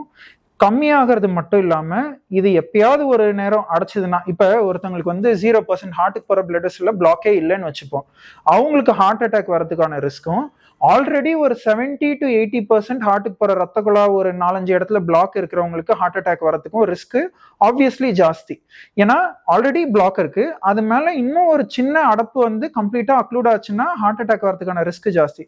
ஸோ சுகர் பேஷண்ட்ஸ்க்கு இந்த ரிஸ்க் வந்து several folds higher, especially 5 to 10 இயர்ஸ்க்கு மேலே சுகர் இருக்கிறவங்களுக்கு, அண்ட் டேப்லெட் சரியாக போடாதவங்களுக்கு, சரியான லைஃப் ஸ்டைலை ஃபாலோ பண்ணாதவங்களுக்கு, கூட கொலஸ்ட்ராலும் சேர்ந்து இருக்கிறவங்களுக்கு இந்த ரிஸ்க் ரொம்ப ரொம்ப ஜாஸ்தி. இதுக்கு அடுத்து பிபி. ஸோ பிபி ஜாஸ்தியாக இருக்கும்போது அந்த இரத்த குழாயோட இன்னர் லைனிங்ஸில் பிளாக் ஃபார்மேஷன், அதாவது அடப்பு ஃபார்ம் ஆகிறதுக்கான வாய்ப்பு ரொம்ப ஜாஸ்தி. செகண்டு, பிபி ரொம்ப நாளாக ஜாஸ்தியாக இருக்கவங்களுக்கு ஹார்ட்டோட மசில்ஸ்லாம் ரொம்ப திக் ஆகிடும் நார்மல் பேஷண்ட்ஸோட. ஸோ நார்மலாகவே blood supply to the heart normal பேஷண்ட்க்கு தேவைப்படுறதோட பிபி பேஷண்ட்ஸ்க்கு ரெக்குயர்மெண்ட்டே ஜாஸ்தியாக இருக்கும். இன் அடிஷன் டு தட் ஹார்ட்டுக்கு போகிற பிளட் சப்ளையும் குறையிறதுனால இவங்களுக்கு செஸ்ட் பெயின் காமனாக வர்றது ஹைலி லைக்லி. ஸோ இந்த மாதிரி பிரச்சனை இருக்கவங்களுக்கு பிபியை கண்ட்ரோலில் வச்சுக்கணும். அண்ட் டேப்லெட்ஸ் போட்டு பிபி கண்ட்ரோல் வைக்கும்போது அந்த ஹார்ட்டோட மசிலோட திக்னஸ்ன்னு சொன்னேன் இல்லையா, அதுவுமே குறையும். ஸோ ரத்த ஓட்டம் இம்ப்ரூவ் ஆகும். ஸோ பிபி, சுகர், கொலஸ்ட்ரால் இது மூணுத்தையும் கண்ட்ரோலில் வைக்கிறதுனாலேயே ஹார்ட்டுக்கு போகிற பிளட் வெசலில் பிளாக் வராமல் பார்த்துக்கிறதுக்கான வாய்ப்பு ரொம்ப ஜாஸ்தி. ஸோ ஒரு ஹார்ட் ப்ராப்ளம் வந்து ஹார்ட்டுக்கு போகிற ரத்த ஓட்டம் குறைஞ்சி தான் நம்ம ஹார்ட் ப்ராப்ளமை கண்டுபிடிச்சி ட்ரீட் பண்ணணும்னு அவசியம் இல்லை. இந்த ரத்த குழாய் அடப்பு வராமல் இருக்கிறதுக்கு சுகர், பிபி அண்ட் கொலஸ்ட்ராலை கண்ட்ரோலில் வச்சுக்கிட்டாலே அடப்பு வராமல் இருக்கும். ஸோ ஒருத்தவங்களுக்கு 40 இயர்ஸில் அட்டாக் வர பாசிபிள் இருக்குன்னா அது 60 இயர்ஸ் வரைக்கும் வராமல் வெறும் இந்த பிபி, சுகர் அண்ட் கொலஸ்ட்ரால் கண்ட்ரோல்லையே நம்மளால மெயின்டைன் பண்ண முடியும். சிறப்பான நலம் தரும் நேரம் பகுதி பார்த்துட்டோம். எனக்கான மருத்துவ ஆலோசனை கேட்டாச்சு. அதோட நாம இன்னைக்கு பேசிட்டு இருக்கிறோம் கடவுள் வணக்கம் நிகழ்ச்சியில நான் யார் என்பதை நானே தெரிந்து கொள்வதற்கு என்னிடம் நான் கேட்டு தெரிந்து கொள்ள வேண்டிய கேள்விகள் என்னென்ன அப்படிங்கறதான் பேசிட்டு இருக்கிறோம். அடுத்ததா என்ன கேள்வி?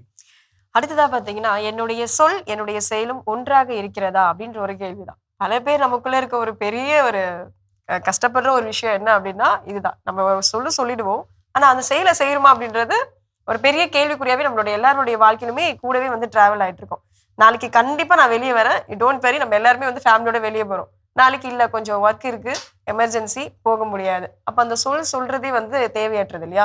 ஸோ இந்த மாதிரி நிறைய கேள்விகள் நம்மளுக்கு கேட்கிறப்போ இந்த மாதிரி பதில்களும் வந்து சேரும். எப்படிப்பட்ட பதில்கள் நமக்கு கிடைக்குது அப்படின்றது தான் நம்மளோட கையில இருக்கு. நிச்சயமா என் நண்பர்கள் சிலர் வந்து டிவியில் இவ்வளோ வர உட்காந்து நல்லாமா பேசுறீங்க, நல்லாமா செய்றீங்க, இந்த தவறை நீ செஞ்சுட்டு நீ வெளியே பேசலாமா அப்படின்னு என்கிட்ட ஃப்ரெண்ட்ஸ் நிறைய பேர் கேட்பாங்க. அப்போ நான் சொல்லுவேன், நான் செய்யக்கூடிய தவறை இப்படிலாம் செய்யக்கூடாதுன்னு எனக்கு நியாயப்படுத்தி நான் என்ன பண்ணதில்லை, பேசுனதில்லை, அதுலலாம் நான் ரொம்ப தெளிவாகவே இருக்கிறேன் அப்படின்னா. அப்போ நீ உன்னுடைய தவறை நியாயப்படுத்துற, நீ செய்யக்கூடிய தவறுன்னு உனக்கு தெரியுது, பட் அந்த தவறை நான் என்ன பண்ணல, வெளியே பேசலன்னு சொல்லி நீ என்ன பண்ணிக்கிற, ஜஸ்டிஃபை பண்ணிக்கிற, பட் நீ செய்யக்கூடிய தவறை நீ அக்செப்ட் பண்ணிக்கிறியா அப்படின்னு அடுத்த கேள்வி கேட்டாங்க. அந்த கேள்விக்கான பதில் இடையில. ஸோ அப்போ நாம பல நேரங்கள் என்ன பண்றோம்னா, நம்முடைய வார்த்தை ஒன்று செயல் ஒன்றாகத்தான் பல நேரங்கள் என்ன பண்ணுது, இருந்து கொண்டே இருக்கின்றது. அப்போ அப்படிப்பட்ட இந்த கேள்விக்கு எனக்கு அதே மாதிரியான விடை தான் திரும்ப திரும்ப கிடைத்துக் கொண்டே இருக்கிறது என்றால் என்னுடைய வாழ்க்கையை நான் மீண்டும் ஒரு முறை சீர்தூக்கி பார்க்க வேண்டும். கண்டிப்பா சீர்தூக்கி பார்ப்போம். இப்பொழுது அடுத்த பகுதி பார்ப்போம்.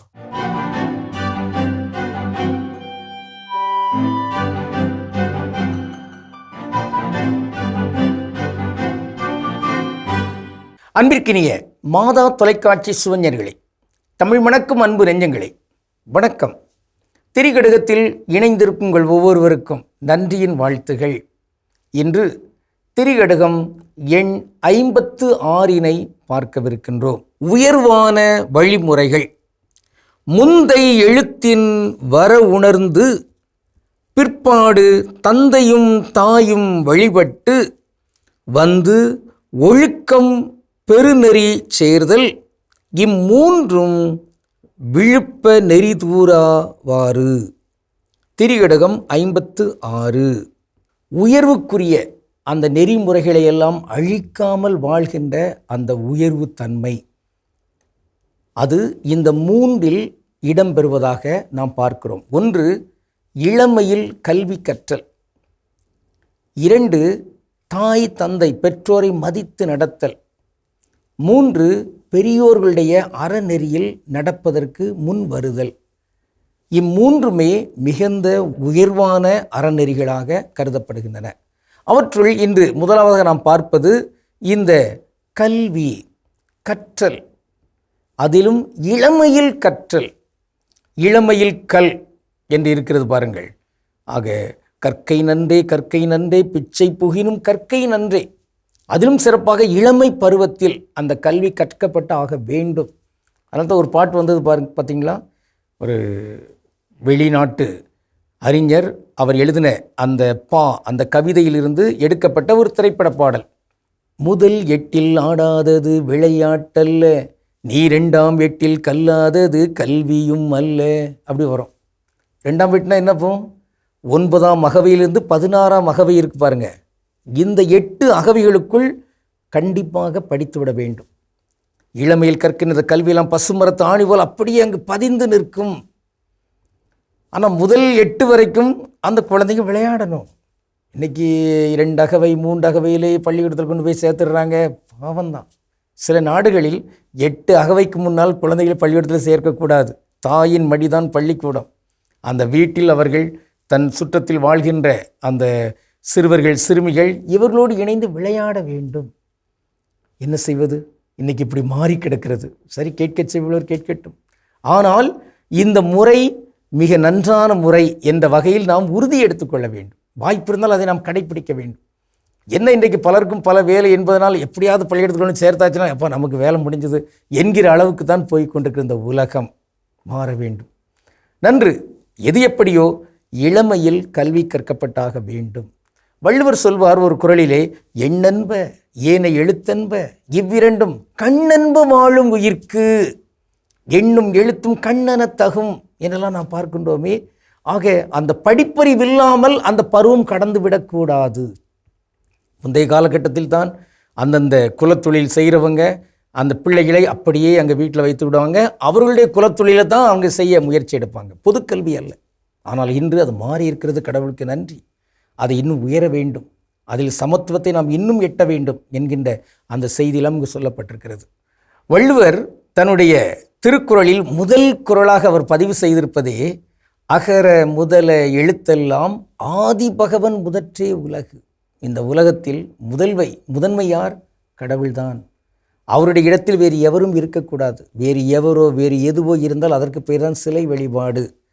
இன்று நாம் பார்க்கின்ற ஒரு தனித்தமிழ் சொல் எழுத்து. எழுத்து சொல்லுவாங்க, கழுத்தை கொடுத்தாலும் எழுத்தை கொடுக்காதே. நாம் ஏதோ எழுதி கையெழுத்தில் போட்டு கொடுத்துடக்கூடாது, கழுத்தை கூட கொடுக்கலாம் என்பது சான்றோருடைய மொழி. இங்கு எழுத்து எழுகின்ற ஒன்றாக அது இருக்கிறதோ என்னவோ, அதனால் தான் எழுத்து என்று சொல்லப்பட்டிருக்கிறதோ. எழுத்து என்பது என்ன? ஒரு சொல் உருவாகுவதற்கு அங்கு இணைந்து வருகின்ற ஒரு கூட்டு தன்மையை நாம் எழுத்துகள் என்று சொல்கிறோம். அதை எழுத்துக்கள் என்பதல்லாமல் எழுத்துகள். உலகில் பல மொழிகள் இருக்கின்றன. ஒவ்வொரு மொழிக்குமே வெவ்வேறு வகையான எழுத்து முறைகள் இருக்கின்றன. சீனாவில் அது பட எழுத்து, எல்லாமே படம் வரைஞ்சு அந்த எழுத்தை அமையும். சில இதில் கூட்டு எழுத்துகள் இருக்கும். இந்தி முதலான அந்த எழுத்தெல்லாம் கூட்டு எழுத்து. ஆனால் தமிழ், ஆங்கிலம் இதெல்லாம் தனி எழுத்துகளாக இருக்கும். இப்படி பல்வேறு வகையான எழுத்துகள் இங்கு இருக்கின்றன. இந்த எழுத்துக்களை கண் என்று நாம் போற்றி, அதிலும் சிறப்பாக தமிழ் எழுத்துகள் பார்க்கின்ற பொழுது ஒவ்வொரு தமிழ் எழுத்துமே நல்ல ஓவியம். அதை பார்த்தே நாம் தியானிக்கலாம், கடவுளை நாம் அங்கு காணலாம். முயற்சி எடுப்போம், இந்த எழுத்துகளின் அடிப்படையில் வாழ்வோம். நாம் வாழ்கின்ற இந்த வாழ்க்கை நன்றாக அமைவதற்கு நமக்கென்று சில கொள்கைகளை எழுதி நாம் வைக்க வேண்டும். அந்த எழுத்து நம்மை வழிநடத்த வேண்டும். நன்று, முயல்வோம். கடவுளுக்கு திருவிழமானால் மீண்டும் நாளை திரிகடகத்தில் இணைந்து மகிழ்வோம். நன்றி, வணக்கம். சிறப்பான திரிகடகம் பகுதி நம்ம பார்த்துட்டோம் ஜோ. இன்றைய நாள் நமக்குள் நாம் சில கேள்விகள் கேட்க வேண்டும், அந்த கேள்விகளின் வழியாக சில பதில்கள் நமக்கு கிடைக்கும் அப்படின்னு சொல்லி பேசிட்டு இருக்கோம். அடுத்ததாக என்ன கேள்வி கேட்க வேண்டும்? ஸோ அடுத்ததா நம்மை பற்றி நாம் தெரிந்து கொள்ள கேட்க வேண்டிய கேள்வி என்னன்னா, நான் என்னுடைய கோபத்தை எவ்விதம் கையாளுகிறேன் அப்படிங்கிற கேள்வி. கோபம் அப்படின்னு சொல்றப்போ எனக்கு என்னுடைய ஆசிரியர் எனக்கு கற்றுக் கொடுத்த ஒரு விஷயம் தான், கோபத்தை குறைப்பதற்கான ஒரே வழி. இதை நீ எப்பெல்லாம் கோவம் வருதோ அப்பெல்லாம் என்ன பண்ணிக்கோ, நினைச்சு பார்த்துக்கோன்ட்டு இருந்து கோவம் என்ன இருக்கும், கொஞ்சம் கொஞ்சமா போயிடும். 1 2 3 4 5 கவுண்ட் எல்லாம் கிடையாது, சிம்பிளா ஒரே ஒரு விஷயம் நினைச்சுக்க சொன்னார். கோவம் வர்றப்ப நினைச்சுக்கோ, நாய்க்கும் கோவம் வரும் எனக்கும் கோவம் வரும், அப்ப நாய்க்கு எனக்கு என்ன வித்தியாசம் நினைச்சுக்கோ அப்படின்னாரு. ஸோ அப்போ பல நேரங்கள் நம்ம அறியாமல் வரக்கூடிய கோவம் வர்றப்ப அதான் தோணும், இந்த நேரத்தில் நாய் இப்படி இருந்தாலும் நாய் இந்த இடத்துல குலைக்கத்தான் போகுது, கோவப்பட்டு கடிக்கத்தான் போகுது, நாமளும் அதைத்தான் வார்த்தைகள் என்ன பண்ண போறோம், செய்ய போறோம். அப்போ நாய்க்கு எனக்கு என்ன வித்தியாசம்? இப்படியே நினைக்க ஒரு இடத்துல கோவங்கிறது அப்படியே எங்க வெளிப்படுத்த வேண்டுமோ அங்கே வெளிப்படுத்துவதும், எங்கே கட்டுக்குள் வைத்திருக்க வேண்டுமோ அங்கே கட்டுக்குள் வைத்திருக்கணும் வந்துருச்சு. ஸோ இப்போ நம்ம கேட்டுக்க வேண்டிய கேள்வி தான், கோபத்தை நான் எப்படி வெளிப்படுத்திக்கிறேன்? எல்லா நிலைகளும் சும்மா தாட்டு எல்லாருக்கும் ரியாக்ட் பண்ணுது, எல்லாருக்கும் கோவம் வரும். வீட்டில் வந்து கணவர் கோவம் போட்டுக்கிட்டே இருக்கிறார், மனைவி அடங்கி போய்கிட்டே இருக்கிறாங்கிறதுக்காக மனைவிக்கு கோவம் வராதான்னு கேட்டால் அப்படிலாம் கிடையாது. அவங்களுக்கு திடீர்னு ஒரு நாள் கோவப்பட்டாங்கன்னா அதெல்லாம் கணவரால் என்ன பண்ண முடியாது, தாங்கவே முடியாது, அந்த அளவுக்கு முடியாது. அதான் சொல்லுவாங்க, சாது மிரண்டால் காடு கொள்ளாது அப்படின்னு சொல்ற மாதிரி. ஸோ இப்போ அது போல எல்லாருக்கும் ரியாக்ட் பண்ண முடியும். ஆனா நான் எப்படி அதை ஹேண்டில் பண்றேன், எனக்குன்னு யூனிக்கா சில மெத்தட்ஸ் நான் ஃபாலோ பண்றேன்னா, என்னுடைய உணர்வுகளை, உணர்ச்சிகளை, கோபங்களை அடக்கி எனக்கு ஆள தெரிகிறதா? அப்ப இந்த மாதிரி விஷயங்கள் தெரிஞ்சது அப்படின்னா இட்ஸ் ஓகே. இல்ல எனக்கு எப்போ கோபம் புசுக்குன்னு என்ன ஆயிரும் வந்துடும், என்னால் அதை கண்ட்ரோல் பண்ணவே முடியாது அப்படின்னா, என் கண்ட்ரோல்ல கோபம் இல்லை, கோபத்துடைய கண்ட்ரோல்ல தான் நான் இருக்கேன். நான் எப்படி இருக்கிறேன், நான் என்னவாக இருக்கின்றேன், சில கேள்விகள் மூலமாக தெரிந்து கொள்ளலாம்ன்றதை நம்ம இன்னும் தொடர்ந்து பேசலாம். விவாத பகுதி பார்க்கலாம்.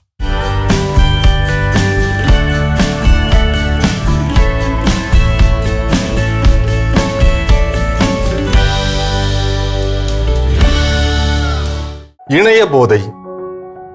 இன்றைய உலகில் விசிறி சத்தம் கூட வைரல் ஆகலாம். அந்த ரகசியம் என்ன?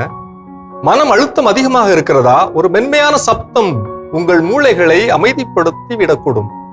சமூக ஊடகங்களை பார்க்க தொடங்கினால் அதில் வரும் காட்சி பதிவுகளை பார்க்காமல் இருக்க முடியவில்லையே. ஏன் தெரியுமா?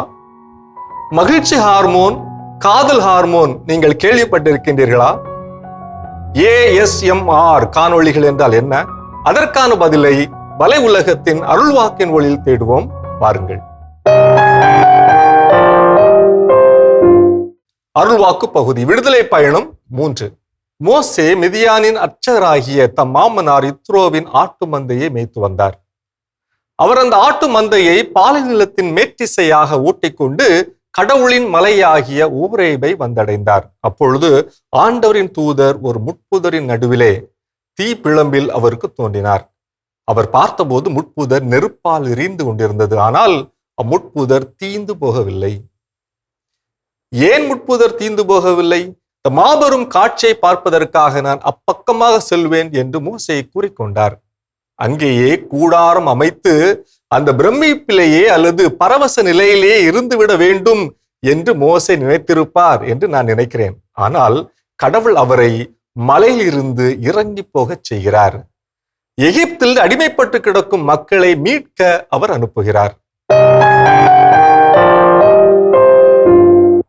தூக்கத்திற்காகவோ அல்லது மன அழுத்தத்தை குறைக்கவோ ASMR வீடியோக்கள் பார்க்க ஆரம்பித்து பிறகு அது இல்லாமல் இருக்க முடியாது என்ற நிலைக்கு செல்வது பிரெயின் டிங்கிள்ஸ் எனப்படும் உணர்வின் மீதான மூளையின் ஈர்ப்பினால் ஏற்படுகிறது. சமூக ஊடகங்கள் வந்த பிறகு சமூக ஊடகங்கள் தருகின்ற போதையில் பலரும் மிதக்கின்றனர். சிலர் குடும்பத்தை பற்றி கூட அக்கறைப்படுவதில்லை. கிணற்று தவளைகளைப் போல தான் கண்டதே உலகம் என்கின்றனர். அவர்களை ஊக்கப்படுத்துவது போல சமூக ஊடகங்களில் பல புதுமைகள் புகுத்தப்பட்டிருக்கின்றன. அதில் ஒன்றுதான் ASMR, autonomous sensory meridian response காணொளிகள். இத்தகைய காணொளிகள் பார்வையாளர்களின் புலன்களுக்கு ஒருவிதமான கிளர்ச்சியை ஏற்படுத்துவதோடு இதமான உணர்வை தூண்டி எழுப்புகின்றன. எடுத்துக்காட்டாக முடி வெட்டுவது, புற்களை வெட்டுவது, வீட்டை சுத்தம் செய்வது, காகிதத்தை மெதுவாக கிழிப்பது, பலூன்களில் தண்ணீர் நிரப்பி அதனை ஸ்லோ மோஷனில் உடைய செய்வது, யூடியூப் மற்றும் இன்ஸ்டா பக்கங்களில் வரும் இவ்வகை ASMR காணொளிகள் மன அழுத்தத்தை குறைத்து மனதை ஆற்றுப்படுத்துகின்றன என்று ஆய்வுகள் கூறுகின்றன. இவ்வகை காணொளிகள் உடல் முழுவதும் செயல்படும் நரம்பூக்கிகளை, நியூரோ ஹார்மோன்ஸ், குறிப்பாக டோபமைன் மகிழ்ச்சி ஹார்மோன், ஆக்சிடோசின் காதல் ஹார்மோன் மற்றும் என்டோர்பின்கள் வலி நிவாரணி ஆகியவைகளை விழித்தெழச் செய்து மனதை குளிர்விக்கின்றன எனலாம். அளவு மீறினால் அமிர்தம் நஞ்சு என்பது போல அதிக அளவில் நுகரப்படும் ASMR காணொளிகள் பல்வேறு உடல் மற்றும் மனநல பாதிப்புகளையும் அறிவிக்கின்றன. குறிப்பாக ASMR காணொளிகள் அதிக அளவில் பார்க்கப்படுவதால் தூக்கமின்மை, நேர விரயம், போதை மயக்கத்தில் திளைத்திருப்பது போன்ற உணர்வு, பதட்டம், உடல் பருமன் போன்ற பாதிப்புகள் ஏற்படலாம். தொடர்ந்து ASMR வீடியோக்கள் பார்ப்பதால் உங்கள் மூளை அந்த தூண்டுதல்களுக்கு பழகி போயிருக்கும். எனவே எப்போதும் காதுகளில் ஹெட்போன் மாட்டிக்கொண்டே இருக்காமல் இயற்கையான சத்தங்களை கேட்க பழகுங்கள். தூங்குவதற்கு முன் போனை பார்ப்பதற்கு பதில் ஒரு புத்தகத்தை படியுங்கள். இது கண்களுக்கும் மூளைக்கும் இயற்கையான சோர்வை தந்து தூக்கத்தை வரவழைக்கும். ஆழ்ந்த மூச்சு பயிற்சி அல்லது தியானம் செய்வது உங்கள் மனதை அமைதிப்படுத்த உதவும். இன்று சமூக ஊடகங்களில் வரும் சில வீடியோக்களை போல சிறிய ஒலி, நெருப்பின் சலசலப்பு, மலையின் பிரமிப்பு, காற்றின் ஓசை மோசேயின் மனதை வெகுவாக ஈர்த்திருக்க வேண்டும். ஆனால் மோசே அப்பரவச நிலைக்கு தன்னை அடிமைப்படுத்திக் கொள்ளவில்லை. கடவுள் கொடுத்த அழைப்பை ஏற்று எகிப்திற்கு சென்று மக்களை விடுவிக்கின்றார். இன்றைய டிஜிட்டல் ஓரேபு மலைகள் சமூக ஊடகங்கள் எனலாம். பரவசப்படுத்தும் காட்சிகளை அல்லது சத்தங்களை உணரச் செய்து நம்மை தேனில் விழுந்த தேனீக்களை போல போதையில் விழ செய்கிறது. இத்தகைய ஈர்ப்புகளை மையமாக கொண்டு பல காணொளிகள் இன்று தயாரிக்கப்படுகின்றன. இத்தகைய வீடியோக்களுக்கென்றே பல ஆயிரம் பார்வையாளர்களும் உள்ளனர். அமைதியையும் ஆறுதலையும் ஒருவர் மற்றவரின் சிரிப்பில் கண்டு அனுபவிப்பதே உச்சக்கட்ட பேரின்பம் எனலாம். சிற்றின்பங்களை விட்டு பேரின்பத்தை நாடி தேடுவோம். இது வலை உலகம் 360 டிகிரி டிஜிட்டல் உலகிற்கான உங்கள் அகராதி. அருமையான வலையுலகம் 360 டிகிரி பார்த்தாச்சு. அதோட இன்னைக்கு நம்ம பேசிட்டு இருக்கிறோம் கடவுள் வணக்கம் நிகழ்ச்சியில நம்முடைய வாழ்க்கையில நாம எப்படி இருக்கிறோம், நான் யாராக இருக்கிறேன் என நானே தெரிந்து கொள்வதற்கு என்னிடம் நான் கேட்க வேண்டிய கேள்விகள் அடுத்ததான் என்ன? பல பேர் இன்றைய நாள்ல வந்து என்னென்னமோ நம்மளுக்கு வாயிலிருந்து வார்த்தைகள் வருது அப்படின்னு சொல்லிட்டு எவ்வளவோ வார்த்தைகளை விட்டுட்டு போயிடுறோம். அதனால எவ்வளவோ பேர் வந்து காயப்பட்டு கடினப்பட்டு எவ்வளவோ பரிசொல்லுக்கு ஆளாகி எல்லாம் கூட இருக்காங்க. ஸோ இன்றைய நாள்ல நம்ம என்ன கேள்வி கேட்டுக்கணும் அப்படின்னு பார்த்தீங்கன்னா, என்னுடைய வாயிலிருந்து வரும் வார்த்தைகள் எப்படிப்பட்டதாக இருக்கிறது? மற்றவர்களை காயப்படுத்தும் வண்ணம் இருக்கிறதா? மற்றவர்களை பழி சொல்லும் வண்ணம் இருக்கின்றதா? மற்றவர்களை குறை சொல்லும் வண்ணம் இருக்கின்றதா? மற்றவர்களை குற்றத்தை சுற்றி காட்டும் வண்ணம் இருக்கின்றதா? மற்றவர்களை பாராட்டும் வண்ணம் இருக்கின்றதா? எப்படிப்பட்டதாக இருக்கின்றது? இதில் நல்ல ஒரு பதில் நமக்கு கிடைச்சது அப்படின்னா கண்டிப்பாக நாம் ஒரு நல்ல மனிதராக இந்த உலகத்தில் வாழ்கின்றோம் அப்படின்றதை தெரிந்து கொள்ளலாம். எப்போவாது வரக்கூடிய வார்த்தைகள் கிடையாது, எப்பவுமே வரக்கூடிய வார்த்தைகளை நம்ம யோசித்து பார்க்க வேண்டும். யாரோ என்கிட்ட வந்து சூப்பர் இந்த மாதிரி பைக் வாங்கியிருக்கிறேன் அப்படின்னு சொன்னாங்க. இந்த பைக்கா இதுதான் மைலேஜே கிடைக்காதே அப்படின்னு நான் சொன்னேன் அப்படின்னா அப்போ என்னோட வார்த்தை எத்தகையதாக இருக்கிறது? எதிர்மறை எண்ணங்களை சார்ந்ததாக இருக்கின்றது. ஏன்னா மேபி அவன் பைக் வாங்கியிருக்கேன் எனக்கு என்னவா இருக்கலாம், பிடிக்காம இருக்கலாம். அப்போ அந்த பொறாமையால நான் என்ன பண்றேன், என்னோட வார்த்தைகள் இதுல அது சரியில்லை, இதுல இது சரியில்லை அப்படின்னு குறை சொல்லக்கூடிய விஷயமாக இருக்கலாம். இல்ல 2 நேரங்கள் யாரோ பேசிட்டு உனக்கு அவனை பத்தி தெரியுமா அப்படின்னு புரணி பேசக்கூடியது என்னுடைய வழக்கமாக இருக்கு. அது நான் புரணி பேசுறேனே எனக்கு தெரியாத அளவுக்கு நான் என்ன பண்ணிருப்பேன், அதில் அடிக்டடா மாறி இருப்பேன். ஸோ இப்படி பல நிலைகள் நம்ம என்ன பண்ணலாம், எக்ஸாம்பிள் நம்ம எடுத்து கொண்டு சொல்லிக்கிட்டே இருக்கலாம். அந்த வகையில் நாம சிந்தித்து பார்க்கணும், இன்னைக்கு என்னுடைய பேச்சு எப்படி இருக்குது? ஒவ்வொரு நாளும் நான் பேசக்கூடிய வார்த்தைகளை நான் என்னென்ன விஷயத்தை நான் அதிகமாக நான் பயன்படுத்துகிறேன்? நேர்நிலை எண்ணங்களை நான் பயன்படுத்துகிறேனா அல்லது எதிர்நிலை எண்ணங்களை நான் வெளிப்படுத்துகிறேனா? இந்த 2ல எது அப்படிங்கறது நமக்கு ஈஸியா தெரிஞ்சிடும். நம்ம பேசக்கூடிய வார்த்தைகளை வச்சு ஒருத்தர் குட் மார்னிங் ஒருத்தருக்கு சொல்றோம், இன்னொருத்தருக்கு சொல்லலாம் அப்படின்னா என்கிட்ட எதிர்நிலை எண்ணம் நிச்சயமா இருக்குது. ஏன்னா எனக்கு ஒருத்தரை பார்த்து ஒருத்தரை ட்ரீட் பண்ற மாதிரி இன்னொருத்தரை என்ன பண்ண முடியல, ட்ரீட் பண்ண முடியல. ஸோ அப்போ அந்த எதிர்நிலை எண்ணங்கள் என்கிட்ட இருக்குன்னா என் வாழ்க்கையும் எதிர்நிலை நிறைந்ததாகத்தான் இருக்கும். அப்போ அந்த வகையில் இது ரொம்ப ரொம்ப முக்கியமான கேள்வி. கண்டிப்பா கேட்டு பார்ப்போம். இன்னும் வேற என்ன கேள்விகள் இருக்கு அப்படிங்கிறத தொடர்ந்து பேசலாம்.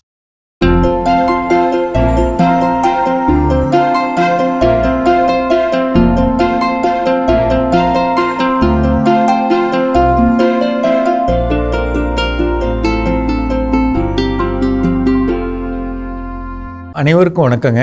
நிறைய பேர் கேட்குறோம், நம்ம வந்து ஒரு நிலத்தை விளைநிலமாக எப்படி மாற்றுறது, இவ்வளோ நாள் சும்மா கிடந்துச்சு, இந்த நிலத்தை எப்படி மாற்றுறது அப்படின்னு நம்ம கேட்குறோம். நீங்கள் இதற்கான விண்ணப்பத்தை பக்கத்தில் இருக்கக்கூடிய வேளாண்மை துறை அல்லது வேளாண்மை பொறியியல் துறை அந்த அலுவலகத்தில் கொண்டு போய் கொடுக்கலாம். அவங்கள வந்து நேரில் பார்க்க சொல்லலாம். அங்கே ஒரு என்ஜினியர் இருப்பார், அவரை நேரில் வந்து பார்க்க சொல்லலாம். பார்க்க சொல்லிவிட்டு அந்த இடத்த, உதாரணத்துக்கு மேடு பள்ளம் ரொம்ப அதிகமாக இருக்குன்னா அவங்கள்ட்ட ஜேசிபி இருக்குது, ஹிட்டாச்சி இருக்குது, அதை கொண்டுட்டு வந்து சுரண்டி ஒரு சமமான நிலமாக மாற்றுறதுக்கு ஏற்பாடு பண்ணலாம். அதற்கான தொகை வந்து குறைந்த வாடகையில் இருக்கும். அதை நம்ம கட்டிட்டோம்னா அவங்க செஞ்சு கொடுப்பாங்க. செஞ்சு கொடுத்ததுக்கப்புறம் முறையான உழுகிற வேலையை கரெக்டாக பண்ணலாம். ஒரு தடவைக்கு 2 தடவை உழுதரலாம். அப்போ நம்ம நிலம் பார்க்க எப்படி இருக்கும், ஜேசிபி ஹிட்டாச்சியில் வேலை பார்த்ததுக்கப்புறம் கரை போட்டுருவாங்க, நிலத்துக்கு கரை போட்டுருவாங்க. கரை போட்டதுக்கப்புறம் உழுதுருவாங்க. இந்த உழுத நிலம் அப்படி இருக்கும்போது நம்மக்கிட்ட தண்ணி இருக்குது அப்படின்னா நம்மகிட்ட இருக்கக்கூடிய தண்ணீரோட அளவை பொறுத்து பாய்ச்சி, அல்லது மழை பெஞ்சதுன்னா அந்த காலத்தில் சணப்பு தக்கைப்பூண்டு 2 வந்து பாதி அளவில், உதாரணத்துக்கு ஒரு ஏக்கருக்கு 20 கிலோ இது 10 கிலோ, அது 10 கிலோ, சணப்பும் தக்கை பூண்டும். அதை விதைச்சி உழுது ஒரு விவசாயமாக பண்ணணும். எடுத்தோடனே இதை பண்ணோம்னா ஒரு 40-45 நாளில் வந்து பார்த்திங்கன்னா நம்ம தோல் உயரத்துக்கு ஒரு செடி வளரும். வளர்க்கணும், வளர்கிற மாதிரி வளர்க்கணும். அப்படி வளரும்போது நம்ம என்ன செய்யலாம்னா, இந்த விதைகளை தூவி வளரும்போது பொதுவாக இந்த நுண்ணூட்ட கலவை ஒரு 5 கிலோவும்,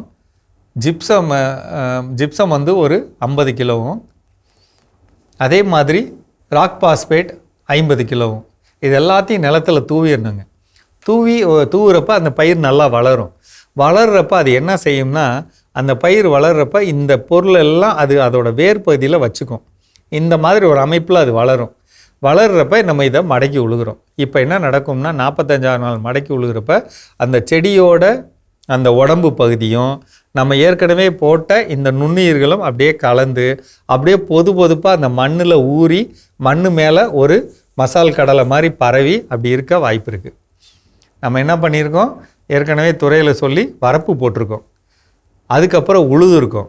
உழுததில் இந்த வேலையை செய்கிறோம். இப்படி ஒரு காரியம் இந்த சணப்பு தக்கை பூண்டு போட்டு மடக்கி உழுதுருந்தோம்னா இந்த இதனால் அந்த இடம் வந்து பார்த்தா ஒரு பண்படுத்தப்பட்ட ஒரு தரமான இடமா இருக்க வாய்ப்பு இருக்குது. இந்த மாதிரி நிலத்தில் முதல் பயிரை நம்ம என்ன செய்யலாம்னா, பூமிக்கு கீழே விளையிற எண்ணெய் வித்து பயிர்களாக கடலை போடலாம்.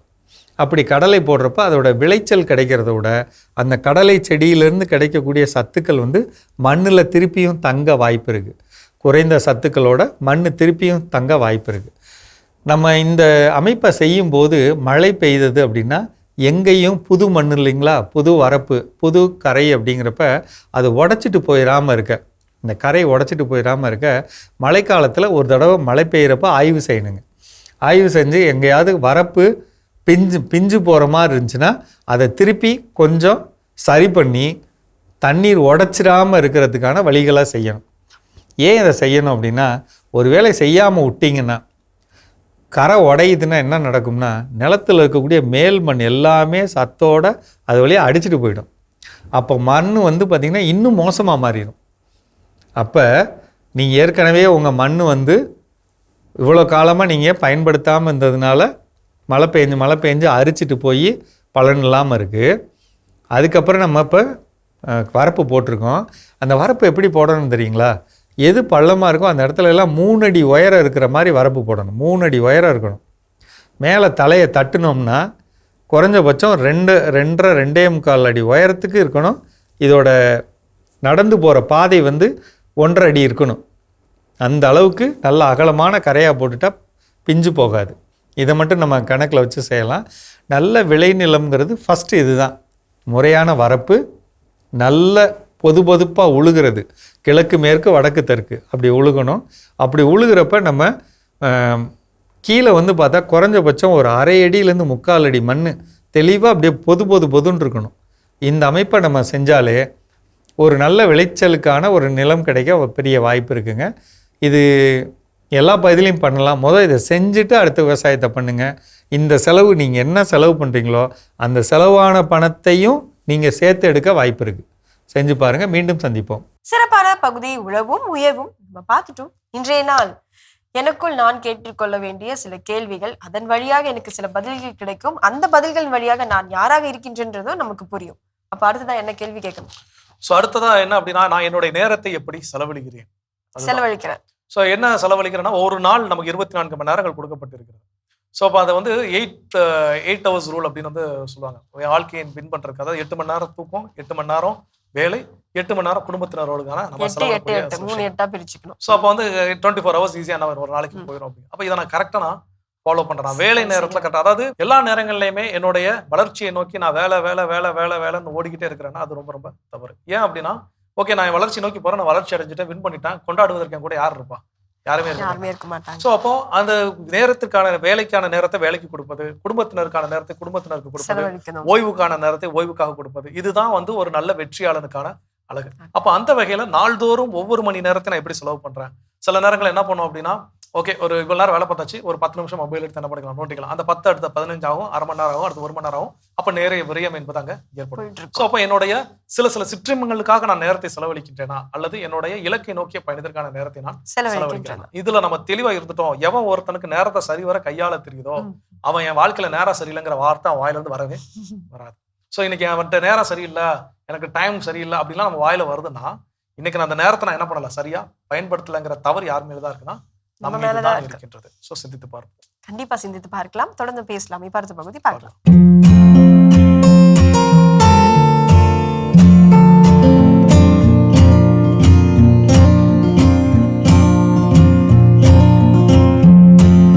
உலகெங்கும் வாடும் மாதா தொலைக்காட்சி நேயர்களுக்கு வணக்கம். இன்றைய நிகழ்ச்சியில நம்ம கிட்னி ஸ்டோன் பத்தி பார்க்கலாம்.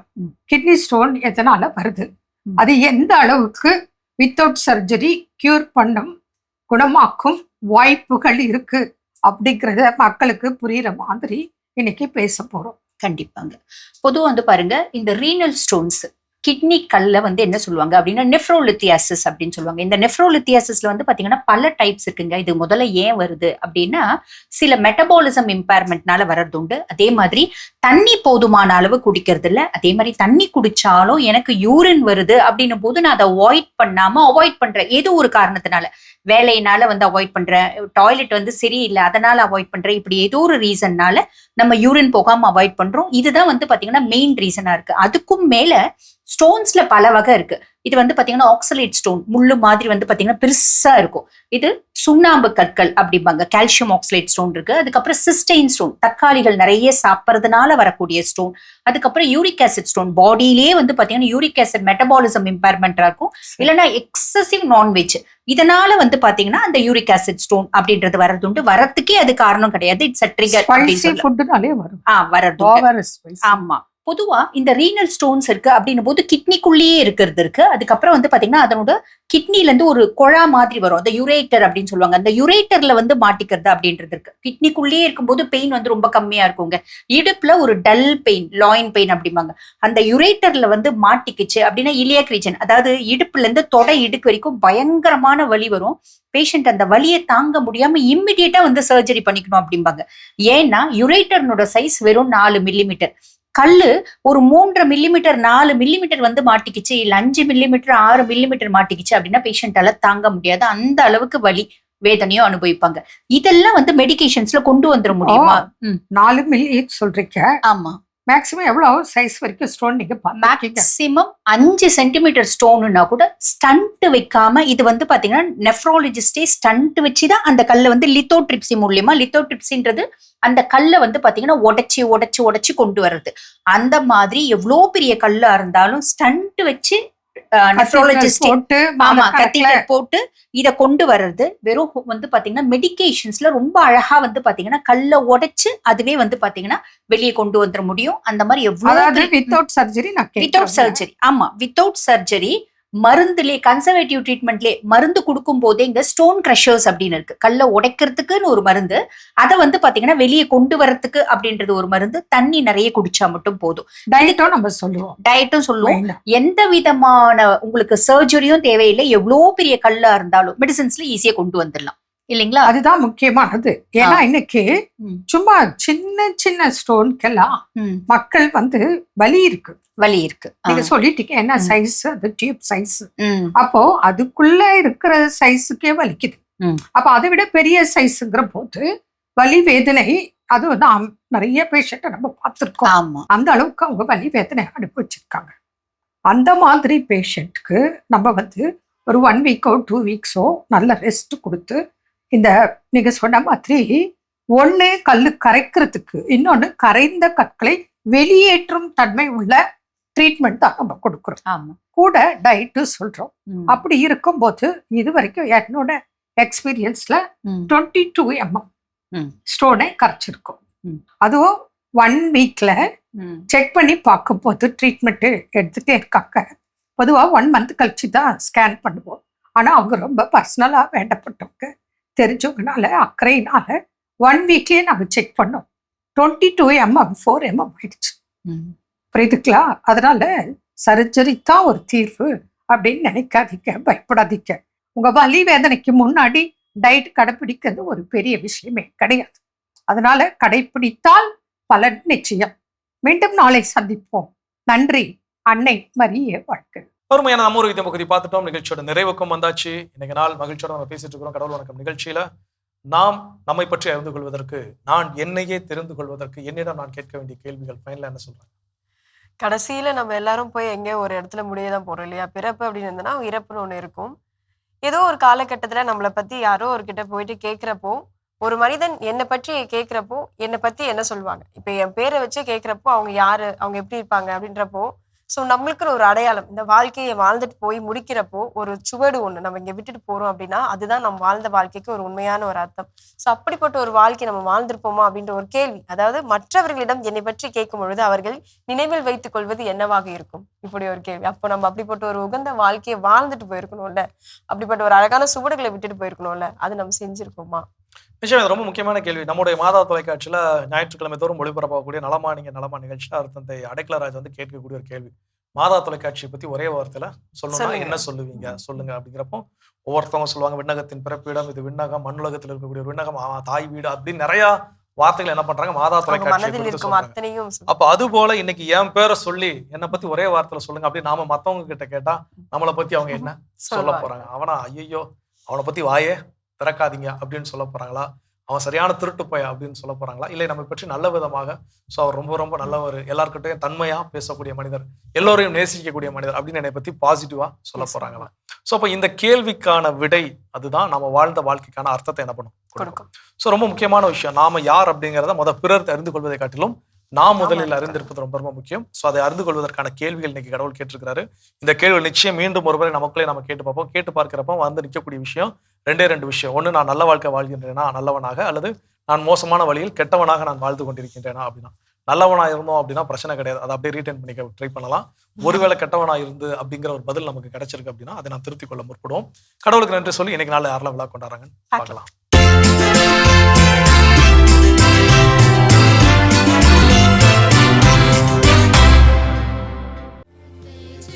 மாதா தொலைக்காட்சியில் பணிபுரியும் ஜெசி ஜெனிட்டா இன்று தனது பிறந்த நாளினை கொண்டாடுகிறார். இவரை வாழ்த்துபவர்கள் குடும்பத்தினர், உறவினர்கள், நண்பர்கள் மற்றும் மாதா தொலைக்காட்சி குடும்பத்தினர்.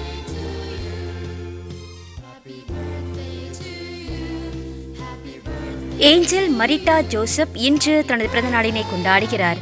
இவரை வாழ்த்துபவர்கள் அம்மா கேத்ரின், அப்பா அந்தோனி, பாட்டி, குடும்பத்தினர், உறவினர்கள் மற்றும் நண்பர்கள்.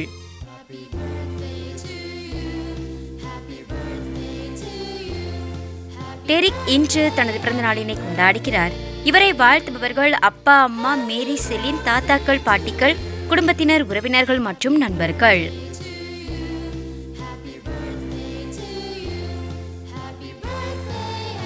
டாக்டர் சேகர் இன்று தனது பிறந்த நாளினை கொண்டாடுகிறார்.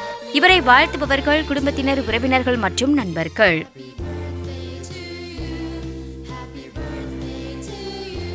மலுமுச்சம்பட்டியை சேர்ந்த ஜோகித் இன்று தனது 4ஆம் ஆண்டு பிறந்த நாளினை கொண்டாடுகிறார். இவரை வாழ்த்துபவர்கள் அப்பா ஜேம்ஸ் ராஜா, அம்மா எடல் ஜெசிந்தா, அப்பாயி சுசீலா, அம்மாச்சி தனமேரி, தாத்தா ஆரோக்கியசாமி, அத்தை பெனடிக்ட், மாமா சாலமன், அக்கா ஜெசிகா, ஆட்லின், தம்பி ஜெபின், குடும்பத்தினர், உறவினர்கள் மற்றும் நண்பர்கள். இன்று விழா காணும் உங்கள் அனைவருக்கும் இறைவன் தரக்கூடிய அன்பான பரிசு எசையா 46:4. உங்களை உருவாக்கிய நானே உங்களை தாங்குவேன், நானே உங்களை சுமப்பேன், நானே விடுவிப்பேன் என்கிறார் ஆண்டவர்.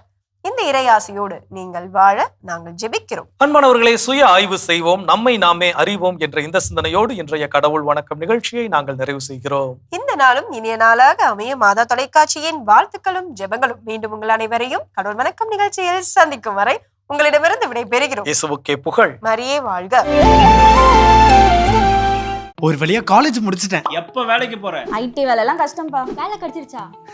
எனக்கு இந்த கவலையே இல்லை, ஏன்னா நான் SLA இன்ஸ்டிடியூட் ஜாயின் பண்ணியிருக்கேன். ஜஸ்ட் 4 months ட்ரைனிங் கம்ப்ளீட் பண்ணதும் என்னோட IT கேரியருக்கு நான் ரெடி ஆயிடுவேன். SLA Institute, right way to IT job. Contact 8870767784.